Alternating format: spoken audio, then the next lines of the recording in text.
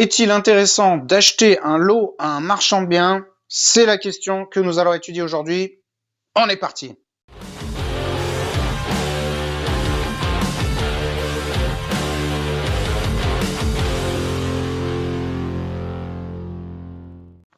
Bonjour à tous et bienvenue, ici Yoni le marchand de biens. Je suis très heureux de vous retrouver pour cette nouvelle vidéo dans laquelle je vais traiter une question qui m'a été posée par un de mes élèves, un débutant, qui a trouvé un lot qui a priori est plutôt intéressant et qui est commercialisé par un marchand de biens. Donc c'est un lot qui est déjà issu d'une division effectuée par un gros marchand de biens. Et donc cet élève m'a posé la question suivante: est-il intéressant ou non, est-ce que c'est une bonne idée ou pas d'acheter un lot à un marchand de biens? Alors, ceux qui me connaissent, qui suivent ma chaîne et qui ont l'habitude de regarder mes vidéos et les réponses que je vous donne, anticipent déjà la réponse, c'est oui et non. Comme toujours, il n'y a jamais ou très rarement de bonnes réponses universelles sur ce genre de problématiques dans l'immobilier, et ceux qui vous donnent des réponses catégoriques, c'est qu'ils ne savent pas trop de quoi ils parlent. Pourquoi je vous dis que c'est à la fois une bonne et peut-être une mauvaise idée? Parce que ça va dépendre des cas de figure. Alors je vais commencer par les points négatifs. Je commence par les points négatifs, comme ça on finira sur une petite note positive, ce sera sympa. Déjà, sachez que le gros point négatif, c'est que si vous achetez un marchand de biens, donc si un marchand est déjà passé par là, surtout si c'est un gros marchand, eh bien la marge a déjà été réalisée. Donc sachez que lui, il ne travaille pas pour rien, surtout si c'est un gros marchand qui sait ce qu'il fait, eh bien il ne travaille pas pour rien, donc la marge a déjà été réalisée. Donc la marge potentielle que vous allez pouvoir éventuellement retirer de ce bien, que vous envisagez, je ne sais pas, une redécoupe ou des travaux ou des choses comme ça, peut-être que le marchand avant vous y a déjà pensé. S'il ne l'a pas réalisé, c'est peut-être pour une bonne raison, peut-être qu'il ne reste plus beaucoup de marge à réaliser sur ce lot. Le deuxième point négatif, c'est que malheureusement, il y a beaucoup de marchands de biens qui ne sont pas très professionnels et qui font leurs opérations de découpe un petit peu à l'arrache, un peu en freestyle. Et si vous achetez un lot derrière, vous n'êtes pas toujours sûr de ce que vous achetez. Alors là, je vais vous citer un petit exemple d'une histoire dont j'ai entendu parler d'un gros marchand dans la région dans laquelle je travaille, donc la région lyonnaise, qui a acheté une grosse propriété qui était classée, donc c'était presque un genre de château. Il a fait une découpe mais de bourrin. Il a fait n'importe quoi, mis des fenêtres en PVC alors que c'était complètement un bâtiment protégé, bref, fait vraiment n'importe quoi, promis des clôtures à ses acquéreurs alors qu'en fait il avait absolument pas le droit d'en mettre, enfin bref, ça a été fait comme de la merde. Et le problème c'est que derrière, comme lui il gère pas trop, eh bien ce sont les acquéreurs qui vont devoir ramasser les pots cassés. La problématique, si vous êtes un professionnel et que vous rentrez dans un truc comme ça qui est déjà un petit peu pourri à la base, eh bien c'est que pour le rattraper ça va être très compliqué, vous allez vous retrouver dans des galères. Et la responsabilité elle peut après vous retomber dessus.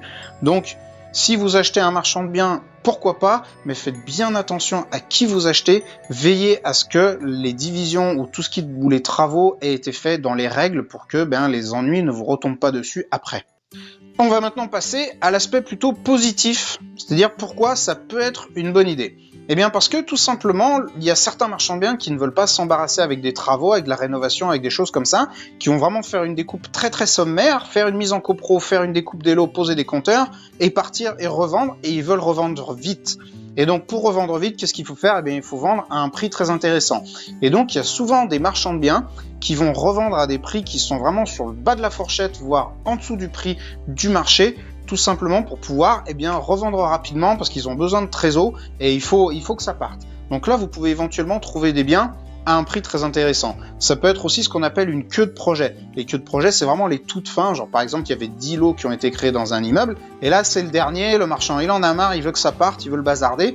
Donc, vous pouvez éventuellement faire un bon coup de fusil là-dessus. Et là, je vais vous prendre deux exemples tirés donc de mon expérience personnelle. Il nous est déjà arrivé les deux cas de figure, c'est-à-dire qu'on a déjà revendu rapidement et pas très cher des lots d'opérations de découpe qu'on avait créés, tout simplement par exemple parce que je pense notamment à un lot où c'était une immense grange de presque 300 mètres carrés, il y avait énormément de travaux, beaucoup de grosses œuvres, bref ça nous a embarqué dans un chantier de plus de 6 mois.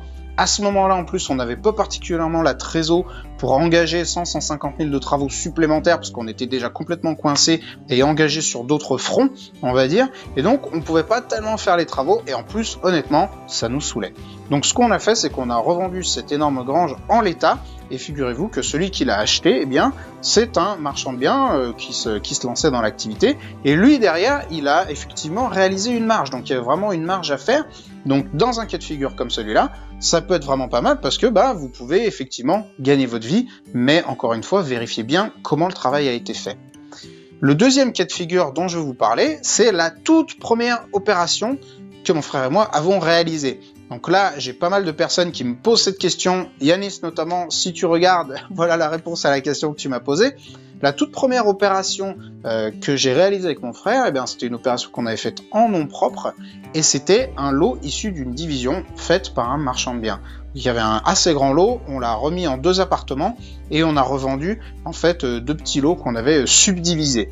Et on a gagné notre vie. Alors c'était pas exceptionnel parce qu'on savait pas très bien faire les choses et on savait pas optimiser tout ce qui est travaux, fiscalité derrière et autres. Mais en tout cas, ça a été une première opération qui a été très instructive et on a quand même gagné notre vie. Donc basé sur cet exemple, je vous dirais pourquoi pas. En conclusion de cette vidéo, pour répondre à la question de est-ce que c'est une bonne idée ou pas d'acheter un marchand de biens, je dirais que oui et non comme d'habitude, il faut bien regarder le cas par cas, vérifier que vous ayez la possibilité de gagner votre vie, regarder que l'opération de découpe a été faite dans les règles de l'art si vous ne voulez pas vous retrouver emmerdé après. Et si c'est le cas, si tout va bien, allez-y, pourquoi pas. Donc j'ai essayé de vous faire une réponse sérieuse en pesant les pour et les contre. J'espère que ça vous aidera à prendre votre décision si jamais vous êtes confronté à cette problématique, si vous êtes confronté à ce cas de figure. C'était Yannis le marchand de biens, j'espère que cette vidéo vous aura plu. S'il vous plaît, payez votre like. Abonnez-vous à ma chaîne si ce n'est pas déjà fait. Laissez-moi un petit commentaire, ça fait toujours plaisir. Et n'hésitez pas à partager la vidéo pour dispenser la bonne parole de l'achat-revente en immobilier. Je vous dis à la prochaine.